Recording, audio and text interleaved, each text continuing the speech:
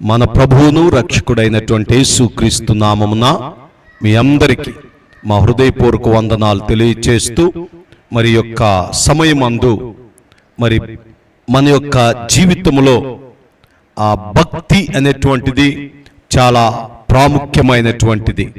కనుక భక్తి లేకపోతే మనుషుల యొక్క జీవితాలకు మోక్షము లేదు. గమనించండి, భక్తి లేకపోతే మనుషులకు మోక్షము లేదు. కనుక ప్రధానముగా ఈ భక్తి ప్రతి వ్యక్తి కలిగి ఉంటాడు. అది ఏ మతమైనా, అది ఏ కులమైనా, అది ఏ దేశమైనా, అది ఏ ప్రాంతమైనా భక్తి అనేటువంటిది చాలా ప్రాముఖ్యం. అయితే ఈ ఉదయకాలమున దేవుని సేవకునిగా మీ ఎదుట నేను ఒక మాటను తెలియపరచాలని ఆశిస్తూ ఉన్నాను. నీ యొక్క భక్తిలో సిద్ధి శుద్ధి ఉందా?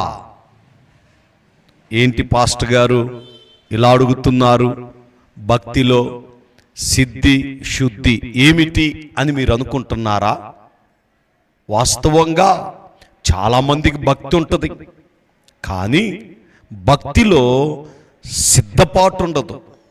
సిద్ధపాటు లేకపోతే మీరు ఎన్ని సంవత్సరములు భక్తి కలిగిన వారిగా జీవించినా మీ భక్తి ఒక దినమున వ్యర్థమైపోతుందని దేవుని సేవకునిగా నేను మీకు తెలియపరుస్తూ ఉన్నాను.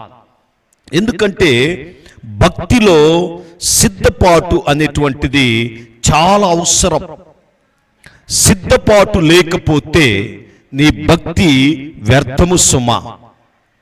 భక్తి ప్రతి వ్యక్తి కలిగి ఉంటాడు, భక్తి ప్రతి వ్యక్తి ఆచరిస్తూ ఉంటాడు, కానీ సిద్ధపాటు లేకపోతే నీ భక్తి వ్యర్థము అనేటువంటిది ఈరోజు మీరు తెలుసుకోవాలి. అందుకే భక్తిలో సిద్ధపాటు చాలా ప్రాముఖ్యం. ప్రభు అయిన యేసుక్రీస్తు వారు మరి ఒక చక్కని ఉపమానాన్ని తెలియపరిచారు. మత్తయి సువార్త 25వ అధ్యాయములో మనం గమనించినట్లయితే బుద్ధి కలిగిన కన్యకలు, బుద్ధి లేని కన్యకలు, బుద్ధి కలిగిన కన్యకలు చక్కగా తమను తాము సిద్ధపరుచుకుని తమకు కావలసినటువంటి నూనెను సిద్ధపరుచుకుని వారి యొక్క దివిటీలు వెలుగునట్లుగా వారి యొక్క దివిటీలు కావలసినటువంటి ఆ యొక్క నూనెను కూడా సిద్ధపరుచుకుని వారు ఎదురు చూస్తూ ఉన్నారు. కానీ బుద్ధి లేని వారు సిద్ధపడ్డారు, దివిటీలు వెలిగించుకున్నారు, కానీ వారికి కావలసినటువంటి నూనెను సిద్ధపరచుకోవాలి. అంటే వారి యొక్క సిద్ధపాటులో లోపముంది, వారు సిద్ధపడలేదు అనే చెప్పాలి. అందువల్లే వారి యొక్క దివిటీలు ఆరిపోయింది, భక్తి ఆరిపోయింది, వారి భక్తి నష్టపోయింది, వారి భక్తి నిష్ప్రయోజనమైపోయింది. ఈరోజు మనుషుల యొక్క భక్తి కూడా సిద్ధపాటు లేని భక్తి. ప్రార్థనకు సిద్ధపాటు ఉండదు, దేవుని మందిరానికి సిద్ధపాటు ఉండదు, దేవుని సన్నిధిలో కన్నీరు కార్చుటకు సిద్ధపాటు ఉండదు. సిద్ధపాటు లేనటువంటి నీ భక్తి వ్యర్థము సుమ. అలాంటి భక్తి విలువలేనిదని కూడా మీరు తెలుసుకోవాలి. అలాగే మరి మత్తయి సువార్త 25వ అధ్యాయము 24వ వచనములో చూసినట్లయితే అక్కడ ఈ రీతిగా ఒక మాట వ్రాయబడుచు ఉన్నది. 24 మరి 24వ అధ్యాయము 44వ వచనముగా చూసినట్లయితే మరి అనుకొనని గడియలో మనిషి కుమారుడు వచ్చును గనుకనే మీరును సిద్ధముగా ఉండుడి. ప్రభువైన యేసుక్రీస్తు వారు అనుకొనని గడియలో వస్తాడు, ఆయన చెప్పి రాడు. కనుక మనము ఆయన ఎప్పుడు వచ్చినా సిద్ధముగా ఉండాలి. ప్రభువా, I am ready to come with you, నేను సిద్ధముగా ఉన్నాను నీతో వచ్చుటకు అనేటువంటిది మనము కలిగి ఉండాలి. కనుక సిద్ధపాటు చాలా ప్రాముఖ్యం. నీ భక్తిలో సిద్ధపాటు కలిగి ఉన్నావా? నీ భక్తిలో మరి సిద్ధపాటు కొరకు ప్రత్యేకత ఇస్తున్నావా? లేకపోతే నీవు నష్టపోతావు, లేకపోతే నీ భక్తి వ్యర్థమైపోద్ది. జాగ్రత్త సుమ. ఇదిగో బుద్ధి కలిగిన కన్యకలు ఆ ప్రభువుతో కూడా వెళ్ళారు. బుద్ధి లేని కన్యకలు అవమానముతో, ఇదిగో యేసుక్రీస్తు వారు వచ్చేసరికి వారి దివిటీలు ఆరిపోయినాయి కాబట్టి వారు జ్ఞానము లేనటువంటి వారు, సిద్ధపాటు లేనటువంటి వారు గనుక తలదించుకున్నారు. ఈరోజు నువ్వు ఎలాంటి జీవితాన్ని జీవిస్తున్నావు?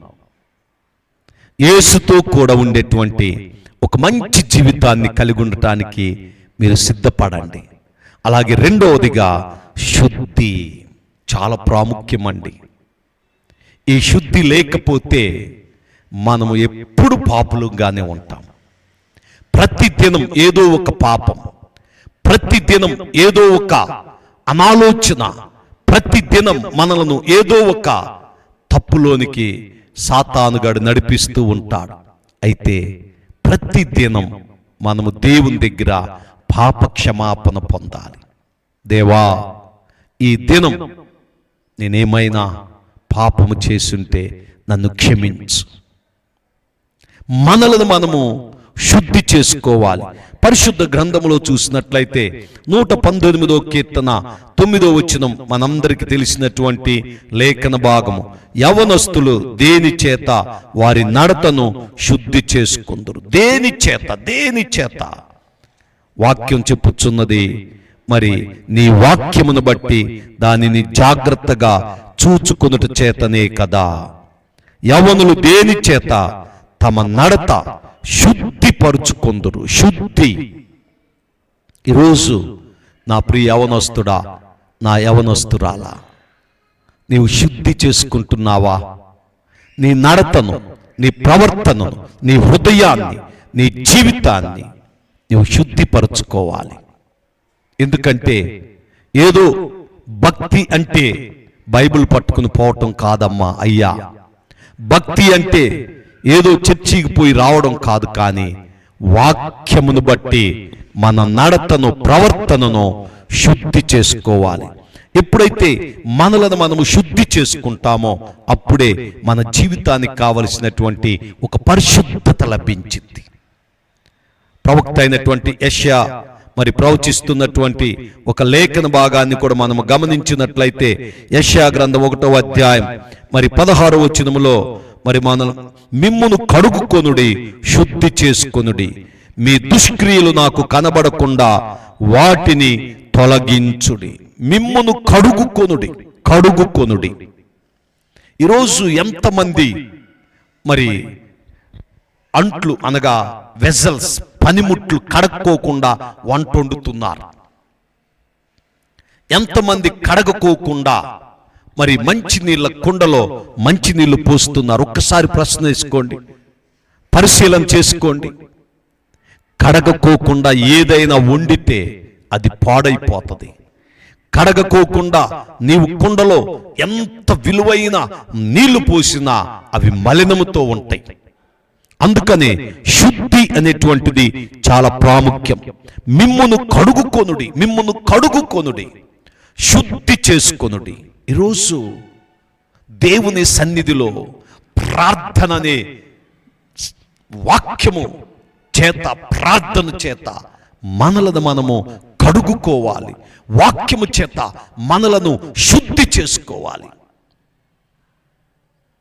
ఈరోజు మనలో కడగబడాలండి, కడగబడాలి. ప్రభువైన యేసుక్రీస్తు వారు తాను అప్పగింపబడబో రాత్రి ఆయన తన శిష్యుల పాదములు కడుగుచున్నప్పుడు ఆ శిష్యుల్లో ఒక శిష్యుడు అంటాడు, అయ్యా, నా పాదాలే కాదు, నడినెత్తి మొదలుకొని అరిపాదము వరకు నన్ను కడుగయ్యా అంటాడు. నిజంగా మనము కడగబడితేనే ఒక ముత్యము వలె ఆయనకిష్టమైనటువంటి బిడ్డగా మనము జీవించగలుగుతాం. కనుక కడుగుకోవాలి, శుద్ధి చేసుకోవాలి. ఆఖరిగా చూసినట్లయితే మత్తయి సువార్త 5వ అధ్యాయము 8వ వచనములో హృదయ శుద్ధి గలవారు ధన్యులు, వారు దేవుణ్ణి చూచెదరు. హృదయ శుద్ధి గలవారు ధన్యులు. ఎప్పుడైతే మన దేహమును, మన ప్రవర్తనను, మన నడతను మనము శుద్ధి చేసుకుంటామో, కడుక్కుంటామో, అప్పుడు మన హృదయము కూడా శుద్ధి చేయబడింది, పరిశుద్ధపరచబడుతుంది. ఆ పరిశుద్ధపరచబడినటువంటి జీవితం దేవుణ్ణి చూచింది.